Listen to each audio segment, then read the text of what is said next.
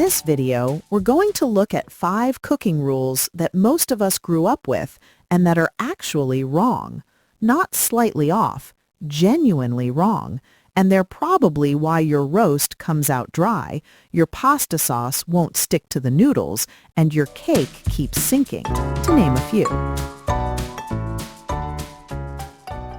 There's real science behind all of it, and once you understand it, a lot of things in the kitchen will suddenly start making sense. Welcome to Kitchen Groove, your go-to guide for the science behind better cooking. First is the oldest rule in the book. Searing meat over high heat seals in the juices.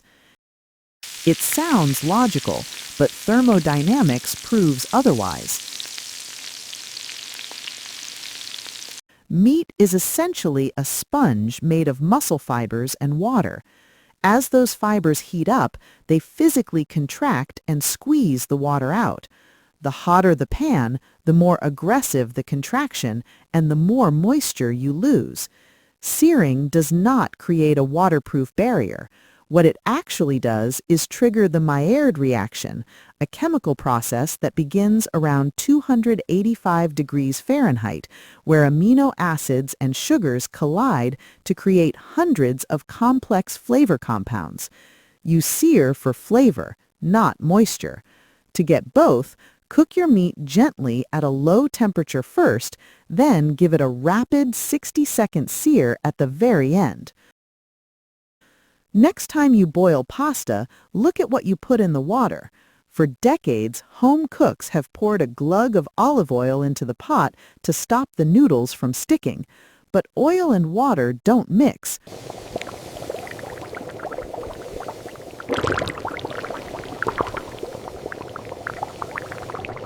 The oil just floats on the surface.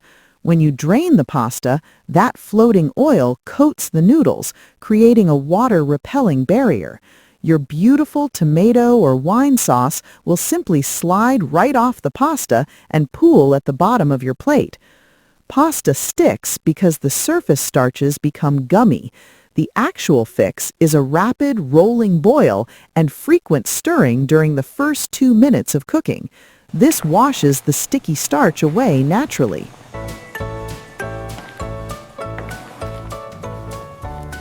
Before we move on to the next myth, I want to explain exactly what we are doing here. This channel does not just give you recipes to blindly follow. Our goal is to teach you the actual nature of food ingredients and how they behave under heat and pressure. When you understand the basic chemistry of the kitchen, you become immune to bad recipes, and you can confidently cook almost anything without a handbook. If building that kind of culinary intuition sounds good to you, hit the subscribe button so you don't miss our upcoming deep dives. Now, let's talk about alcohol. We have all heard that the alcohol completely cooks out of food, making wine braises or vodka sauces perfectly fine for anyone avoiding spirits. Scientifically, this is false. Alcohol boils at 173 degrees Fahrenheit, which is lower than water. However, it binds with the water in your sauce to form an azeotropic mixture. They evaporate together. According to the USDA, if you add alcohol to a boiling liquid and remove it from the heat, 85% of the alcohol remains. Even if you bake a dish for a full hour, 25% of the alcohol is still there. So if you are making a dish that will be served to children or anyone avoiding alcohol, you really need to keep that in mind. Treat it as a powerful flavor enhancer, but know that unless you simmer a dish for over 3 hours, a measurable amount always stays behind. Then there is the great eggshell myth. People still dump salt into their boiling water, believing it reinforces the shell and stops the egg from cracking. Salt does absolutely nothing to the calcium carbonate of the shell. Eggs crack because there is a tiny pocket of air at the wide base. When that cold air hits boiling water, the gas rapidly expands and shatters the shell from the inside to escape. Salt only acts as a protein coagulant. If the egg cracks, the highly salted water instantly cooks the escaping egg white, sealing the crack like culinary superglue. To actually prevent the crack, you just need to pierce the wide base of the egg with a pushpin to create an exhaust valve. Boiling the perfect, easy-to-peel egg without the ugly green ring is a science of its own, which is why I have an entire video on this channel breaking down that exact chemistry. Finally, we have to look at baking. Many home cooks try to get a higher, fluffier cake by tossing in a little extra baking powder. Instead of a fluffy sponge, the cake balloons up in the oven and then completely collapses into a dense, gummy crater.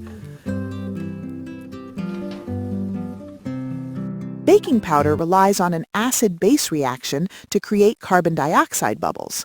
If you add too much, that gas expands the batter far too quickly. The structural proteins in your flour and eggs haven't reached their thermal setting point yet, which happens around 170 degrees. Because the structure is still liquid, the overexpanded bubbles stretch too thin, snap, and the whole cake caves in. Baking is precise chemistry. The scientific standard is 1 to 1 1/4 teaspoons of baking powder per cup of flour. If you want to know exactly why cakes fail and how to bake the perfect sponge, I have a complete masterclass video on the channel that walks you through the exact science. Stop fighting the chemistry in your kitchen and start using it to your advantage. See you in the next video.